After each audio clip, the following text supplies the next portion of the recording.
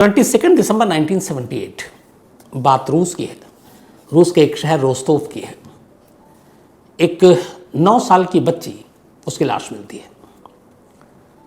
बच्ची घर से बाहर निकली थी, लाश एक नदी के किनारे मिली।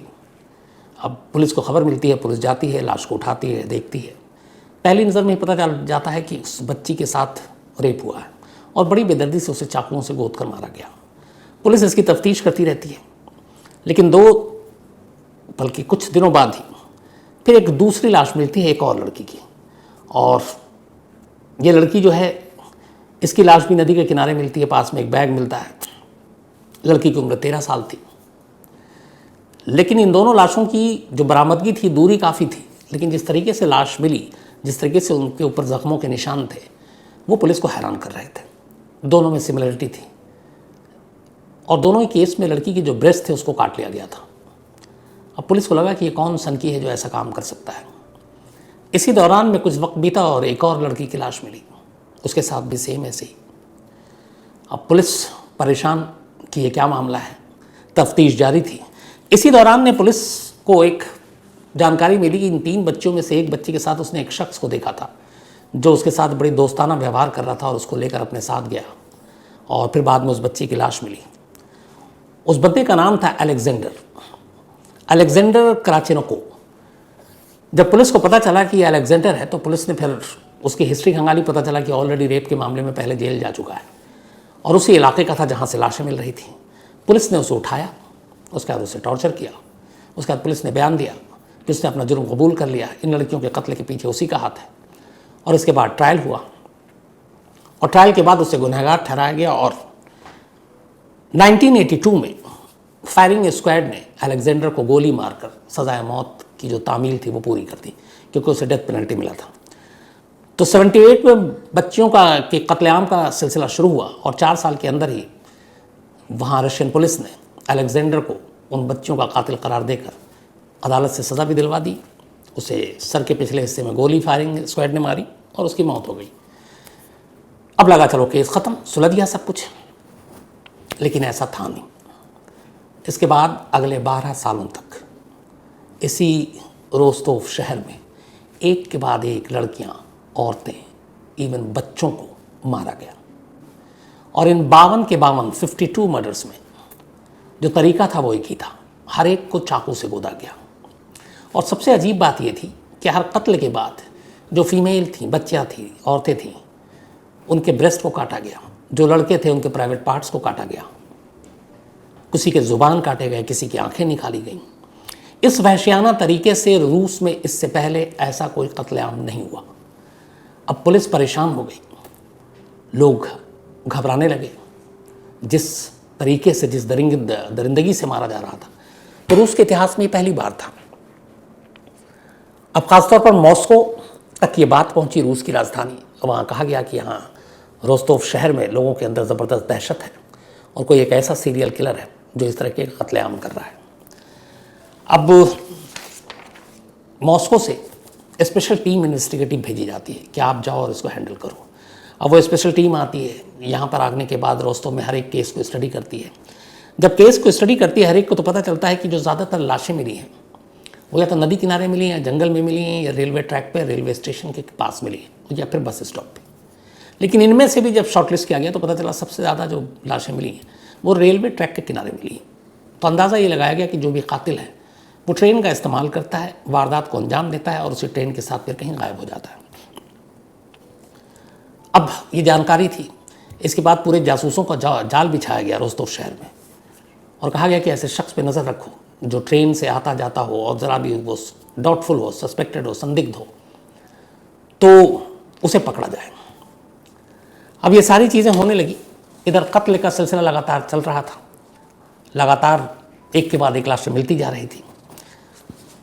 जो तफ्तीश हुई तो पता चला कि जितने भी अब तक कत्ल हुए थे उनमें जो एज था 8 साल से लेकर 44 साल, 8 to 44 ईयर्स की बच्चियाँ, बच्चे, औरतें।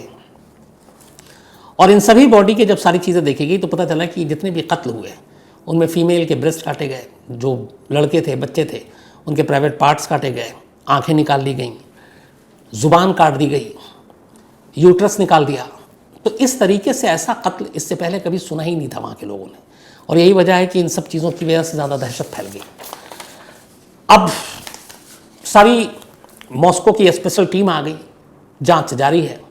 हर रेलवे स्टेशन, बस स्टेशन पर सादी वर्दियों में पुलिस वालों को तैनात कर दिया गया कि कोई भी संदिग्ध दिखे उसे पकड़ो और लाओ।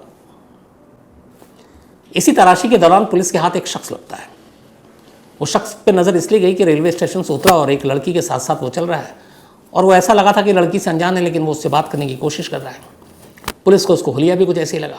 सादी वर्दी में पुलिस गई, उसे रोका, उसके बाद उससे पूछताछ की। उसके पास एक ब्रीफकेस था, ब्रीफकेस में एक चाकू था, एक रस्सी थी। लेकिन जब उससे सारी पूछताछ की तो उसने बोला कि बस मैं यहाँ रहता हूँ, ये है। और पुलिस ने भी जिस अफसर ने पूछा था उसे छोड़ दिया, नाम पता लेकर। तलाश जारी है, इधर कत्लेआम का सिलसिला भी जारी है, पर कातिल मिल नहीं रहा है। अब रोस्तोव की पुलिस ने कहा कि इस कातिल तक पहुंचने के लिए हमारी अपनी इन्वेस्टिगेशन तो ठीक है, किसी साइकेट्रिस्ट से बात की जानी चाहिए, किसी मनोवैज्ञानिक से, मनोचिकित्सक से, जो इस कातिल के जहन में और दिमाग में क्या चल रहा है वो हम बता सके, उस पर रोशनी डाल सके। क्योंकि जिस तरीके से वो कत्ल कर रहा है वो अजीब सा है। प्राइवेट पार्ट्स काटना, ब्रेस्ट काटना, यूट्रस निकालना, आंखें निकालना, जीभ काटनी, तो ये है क्या? तो इसके लिए उन्होंने उस वक्त के एक बड़े फेमस अलेक्जेंडर बुखानोवस्की, एक ये साइंटिस्ट थे, बल्कि जो साइकेट्रिस्ट थे, इनके पास पुलिस गई, सारी चीज़ें बताई, सारे केस स्टडी, उन्होंने उसके ऊपर पूरा रिसर्च किया और आखिर में अपनी एक रिपोर्ट दी पुलिस को। उन्होंने कहा ये जो भी कातिल है इसकी उम्र 45 से 50 साल के दरमियान है, इसका बचपन कभी अच्छे से नहीं गुजरा, फैमिली प्रॉब्लम रही, और दूसरा ये शायद सेक्सुअली इंपॉर्टेंट है, नपुंसक जिसे हम कहते हैं, और इन्हीं चीज़ों ने मिलाकर इसे कातिल बना दिया है, एक सीरियल किलर।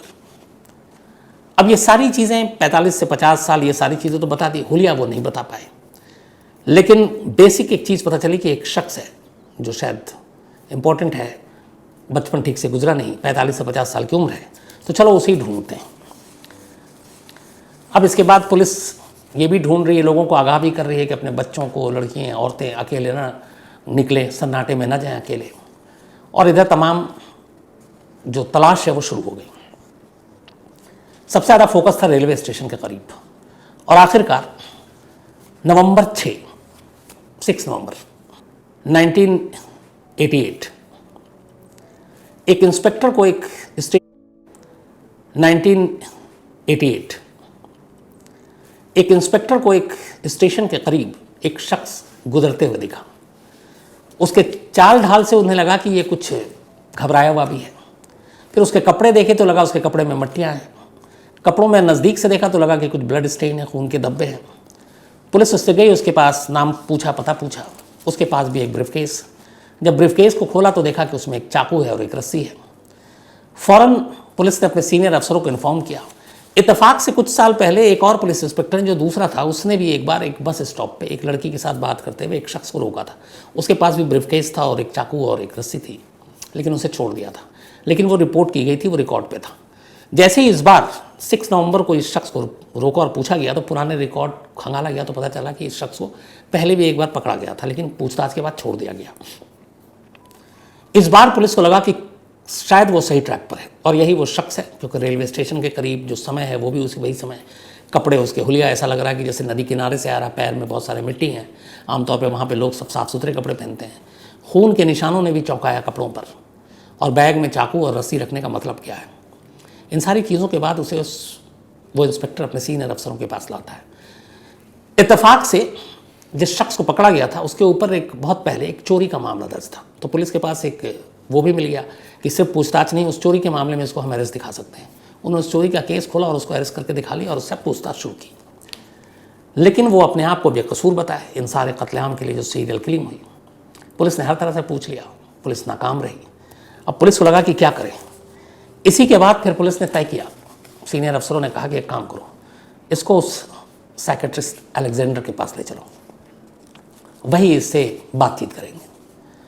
अब इसके बाद अलेक्जेंडर जो साइकेट्रिस्ट थे नामी, उनके पास ले जाया गया। इस शख्स को जिसको पकड़ा गया था उसको बैठाया गया। बैठाने के बाद अब डॉक्टर साहब उससे पूछताछ कर रहे हैं, और वो पूछताछ जो था उसकी पूरी डिटेल रिपोर्टिंग है। कि उन्होंने उसके कत्ल, क्राइम, इन सब से पूछा ही नहीं। शुरुआत की बचपन से, कहाँ रहे, कैसे रहे, क्या पढ़ाई की, फैमिली में कौन, पहली गर्लफ्रेंड कौन, पहली नौकरी कौन, रोस्तोव में कैसे आए, ये सारी चीज़ें बातचीत पूरी। उसके बाद जब जब ये कत्ल हुए थे, अब तक 52 हो चुके थे, उन दिनों की खबर, इन 52 कत्ल की खबर उसे थी कि नहीं थी, ये भी सवाल। उन दिनों में वो कहाँ था, मतलब बारीक से बारीक, छोटी से छोटी। सामने वाले को भी लग रहा है कि ये शायद सिर्फ जानकारी ले रहा, हम पे शक नहीं कर रहा है। ये सारी पूछताछ चलती रही, कई घंटे बीते और अचानक डॉक्टर की पूछताछ, सवाल जवाब के दरमियान वो शख्स अचानक खड़ा होता और कहता है कि मैं ही सीरियल किलर हूँ, मैंने ही ये सारे कत्ल किए, मैंने ही एक एक कर अपने शिकार को चुना है। और उसने खुद से कन्फेशन किया, सिर्फ डॉक्टर के उस सवाल जवाब से, क्योंकि वो उसके जहन में इस हद तक घुस चुके थे कि वो अपने आप को रोक नहीं पाया। फिर उसने अपना असली नाम बताया। उसका नाम था आंद्रे विकातिलो। उसने कहा कि हाँ, मैंने सब कुछ मारा, ये कत्ल की जिम्मेदारी लेता हूँ। और इसके बाद फिर उसने अपनी पूरी जो कहानी सुनाई, वो कहानी ये थी, फर्स्ट वर्ल्ड वॉर ख़त्म हो चुका था, सेकेंड वर्ल्ड वॉर ने लगभग दस्तक दे दी थी। 36-37 से ये सुगबुगाहट शुरू हो गई थी। और उसी सेकेंड वर्ल्ड वॉर के दौरान 1936 में आंद्रे का जन्म होता है, यूक्रेन के एक इलाके में, वही यूक्रेन जहाँ इस वक्त रशिया और रूस के बीच जंग चल रही है। तो वहाँ पे हालात ठीक नहीं थे। नाजी सेना और जो जर्मन और रूस, इधर लड़ाई चल रही थी, सेकेंड वर्ल्ड वॉर की आहट हो चुकी थी। जिस जगह पे आंद्रे का जन्म हुआ, पिता इसके गरीब थे, माँ भी गरीब, और उस इलाके में उससे पहले बहुत ज़्यादा बुरी हालत थी। लोग गरीब थे, खाने को नहीं था, अकाल के जैसे हालात थे। जंग ने और सब कुछ बर्बाद कर दिया था। इधर दूसरा जंग फिर से सर पे मंडरा रहा था। तो कुल मिलाकर आंद्रे के परिवार में ये था, और आंद्रे के आसपास कहते हैं कि लोग कई कई दिनों तक घास खाकर जिंदा रहते थे। वो घास की रोटियां बनाते, घास उबाल कर खाते, अनाज था नहीं, हालात बड़े ख़राब थे। तो ऐसे माहौल में आंद्रे ने परवरिश अपनी पाई। थोड़ा बड़ा हुआ, वहीं पास के स्कूल में भेज दिया गया। इधर उसके बाप को जबरन जो है सेना में भेज दिया गया लड़ने के लिए, और फिर उन्होंने विद्रोह किया तो उनको जेल डाल दिया गया। इधर आंद्रे को उसकी माँ ने किस्सा सुनाना शुरू किया कि उसका एक बड़ा भाई भी है। अब आंद्रे की एक बहन थी और आंद्रे था, बट उसने कहा कि तुम्हारा एक बड़ा भाई भी है, और तुम्हारे बड़े भाई जो है जब पैदा हुआ और बड़ा हुआ, जब भूखमरी आई, तो यहाँ पे आलम ये था कि लोग घास फूस खा रहे थे, और बल्कि कई लोगों ने तो इंसान को मार कर खाया है। जो बहुत सारे लोग मारे गए भूख से, उनकी लाशों को खाया है। तो माँ ने अपने बेटे आंद्रे से कहा कि तुम्हारे बड़ा भाई, उसको भी लोगों ने अपना निवाला बनाया। भूख का आलम ये था कि उसकी लाश से लोगों ने पेट भरा। अब ये जो कहानी है ये कभी कंफर्म नहीं हुई, लेकिन आंद्रे की माँ लगातार उससे ये बात कहती रहती थी। ये बात आंद्रे के जहन में बैठ गई। धीरे धीरे वो बड़ा हुआ, स्कूल गया, फिर कॉलेज गया। उसके बाद उसी दौरान में उसकी गर्लफ्रेंड बनी, लेकिन गर्लफ्रेंड बनने के बाद उसे पहली बार पता चला कि वो इम्पोर्टेंट है, नपुंसक है। उसके बाद गर्लफ्रेंड ने छोड़ दिया। फिर इसके बाद एक दूसरी गर्लफ्रेंड बनी, बाकी भी दोस्त जानते थे, वो भी उसका फिर मजाक उड़ाने लगी कि ये नपुंसक है। ये बातें धीरे धीरे उसके मन में आने लगी, और इस शर्मिंदगी की वजह से उसने उस शहर को छोड़ दिया। फिर वो दूसरी जगह गया, वहाँ कुछ दिन तक एक दूसरे शहर में जाकर इसने टीचर की नौकरी की, और फिर वहाँ एक और लड़की से इसे प्यार हो गया। दोनों ने शादी कर ली। शादी के बाद फिर उसे भी मालूम था उसकी पत्नी को, लेकिन फिर हालात ऐसे बने कि अलग अलग हो गए, और वो आखिरकार उन तमाम जगहों को छोड़कर रोस्तोव शहर पहुंच गया। यहाँ आने के बाद पुरानी यादों ने उसका पीछा छोड़ा नहीं। उसे वो तमाम ताने, वो हंसी, वो शर्मिंदगी, वो गर्लफ्रेंड का छोड़ना, ये सारी बातें याद थी, और साथ में उसकी माँ की वो कहानी कि उसके भाई की लाशों से लोगों ने अपना भूख मिटाई थी, क्योंकि खाने के लिए नहीं था। इन सारी चीज़ों ने उसके दिमाग में ऐसा घर कर लिया है, सारी बातों ने, कि उसे लगा कि कुछ करना है।